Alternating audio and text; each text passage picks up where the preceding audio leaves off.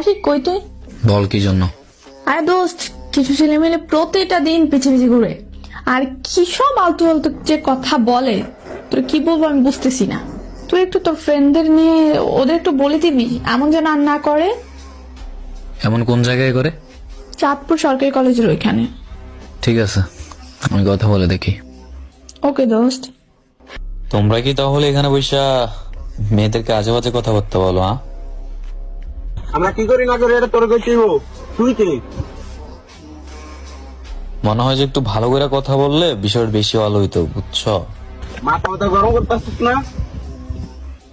তোরা যাইতে কইতেছিস না এখান থেকে, যা যা যা, অন্য ভালো লাগা।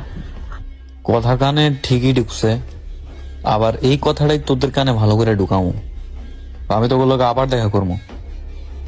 আল্লাহ হাফেজ।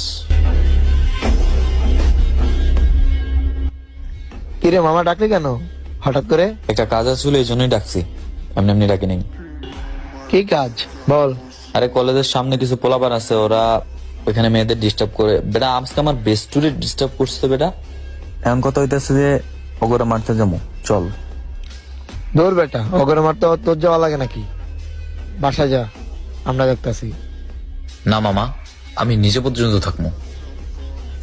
মাছি মেরে হাত নষ্ট করবি নাকি বলদ? হ্যাঁ, সেটাও ঠিক। আচ্ছা ঠিক আছে, তাহলে তোরাই যা। আর শোন, এমন মারা মারবি যেন নেক্সট টাইম থেকে কাউরি ইফতিজিং তো দূরে থাক, কারো দিকে যেন চোখ তুলা না তাকায়। আর ওদের কথার ভঙ্গি আমার মাথা পুরা গরম করে ফেলছে। ঠিক আছে, আমি গেলাম তাইলে। হ্যাঁ, ও করে মারার পর আমারে কল দিস। যা বাসা যা।